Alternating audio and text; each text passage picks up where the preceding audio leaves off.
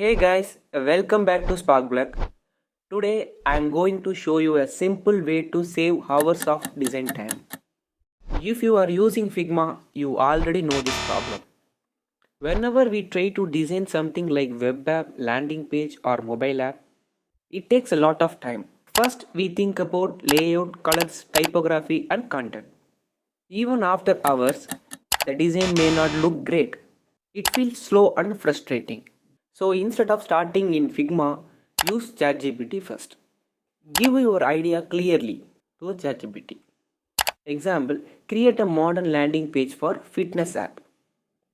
Convert into proper design prompt with style details into the ChatGPT. Paste the prompt into a Figma Make and generate. Within seconds or minutes, you get a full design. The output looks clean, modern and professional. It saves a time and gives a strong base design quickly. I think this information is useful to you. Follow Sparkplug for more content and see you in the next video.